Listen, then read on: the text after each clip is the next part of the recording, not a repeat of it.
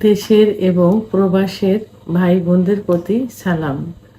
আসসালামু আলাইকুম। আমি প্রভাষক ডাক্তার রিক্তা পারভিন, হোমিওপ্যাথি এবং আয়ুর্বেদিক চিকিৎসক। আজকে খুব গুরুত্বপূর্ণ একটা কমেন্টস নিয়ে আলোচনা করব। কমেন্টসটা কোনো এক শুভাকাঙ্ক্ষী করেছেন, বাট শুধু ইনি না, অনেকেই কমেন্টসটা আসে, অনেক বোন ভাই বলে থাকে। তো আজকে যে শুভাকাঙ্ক্ষী আমাকে কমেন্টস করেছেন, উনি বলেছেন, আমার একটা প্রশ্ন আছে।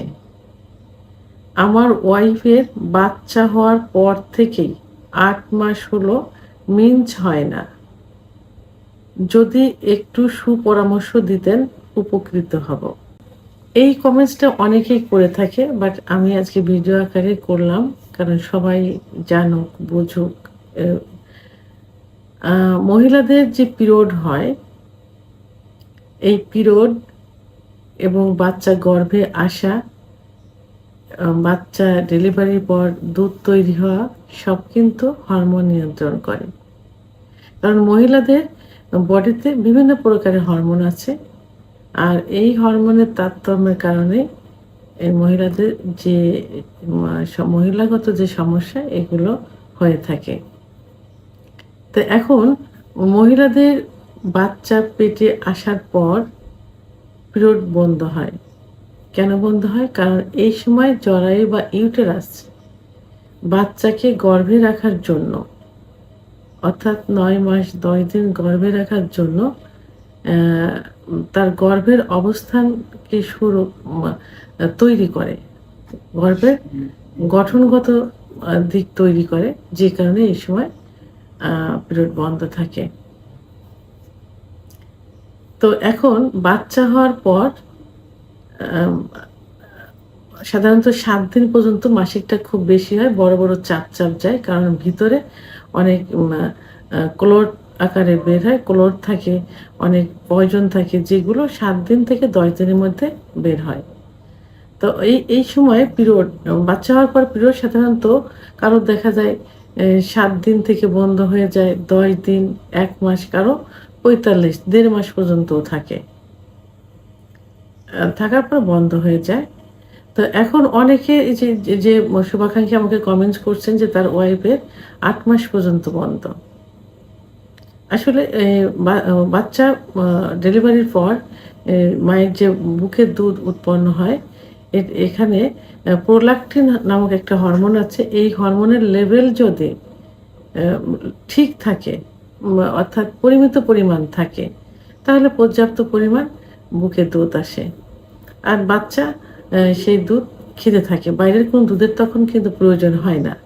তো এখন বাচ্চা যে কয়দিন বুকের দুধ পান করতে থাকবে খুব ভালো মতো, সে কয়দিন কি হবে, পিরিয়ডটা বন্ধ থাকবে। অর্থাৎ প্রোল্যাকটিন হরমোন লেভেল যে কয়দিন ভালো থাকে, যে কয়দিন পর্যাপ্ত পরিমাণ বুকের দুধ উৎপন্ন হয়, সে কয়দিন পিরিয়ডটা বন্ধ থাকে। কারণ দেখা যায় যে ১ বছর পর্যন্ত কিন্তু বন্ধ থাকে।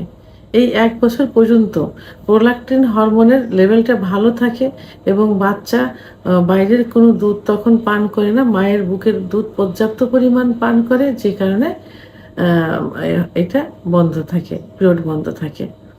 তো যখনই এই প্রোল্যাকটিন হরমোনের পরিমাণটা কমে যায়, লেভেলটা কমে যায়, তখনই বুকের দুধ কমতে থাকে, আর বাচ্চা তখনই বুকের দুধ পান করা থেকে ধীরে ধীরে সরে আসতে থাকে, তখনই পিরিয়ড হয়। অর্থাৎ ১ বছর পরে পিরিয়ড হয়। আবার এর আগেও যদি প্রোল্যাকটিন হরমোন কমে যায়, বাচ্চা দুধ খাওয়া থেকে বিরত থাকে, তাহলে এর আগেই কমে যায়। তো এখন এই যে ১ বছর বন্ধ থাকা স্বাভাবিক একটা নিয়ম। বাচ্চা বুকের দুধ ১ বছর পর্যন্ত পর্যাপ্ত পরিমাণে পান করে, এজন্য বন্ধ থাকে। কিন্তু যদি এই ১ বছরের পরে যে পিরিয়ড না হয়, সেই ক্ষেত্রে অবশ্যই একজনের ডাক্তারের শরণাপন্ন হতে হবে। ডাক্তার পরীক্ষা-নিরীক্ষার মাধ্যমে নির্ণয় করবেন যে কেন পিরিয়ড অফ আছে।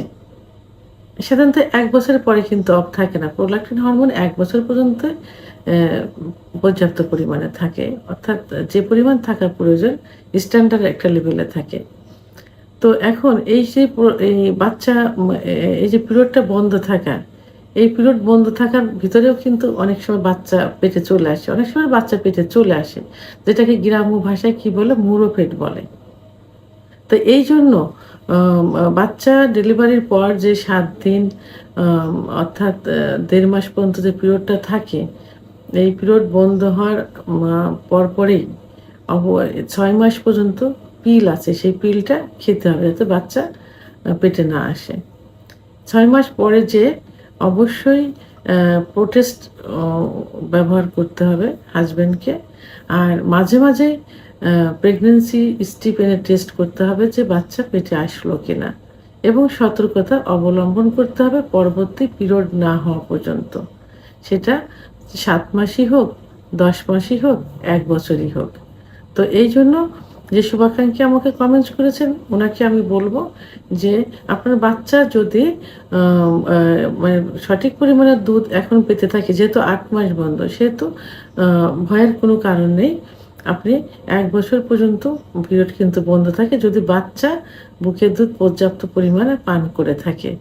আর আপনি অবশ্যই সতর্কতা অবলম্বন করবেন, পোস্ট-টেস্ট ব্যবহার করবেন। আর মাঝে, মাঝেই প্রেগন্যান্সি স্টিপেনে বাচ্চা গর্ভে আসছে কিনা সেটা পরীক্ষা করবেন এবং সতর্ক থাকবেন। ভিডিওটি সম্পর্কে যদি কোনো মতামত থেকে থাকে অবশ্যই কমেন্টসের মাধ্যমে জানাবেন। আর ভিডিওটি ভালো লাগলে লাইক, কমেন্ট, সাবস্ক্রাইব করে আমার সঙ্গে থাকুন। আল্লাহ হাফেজ।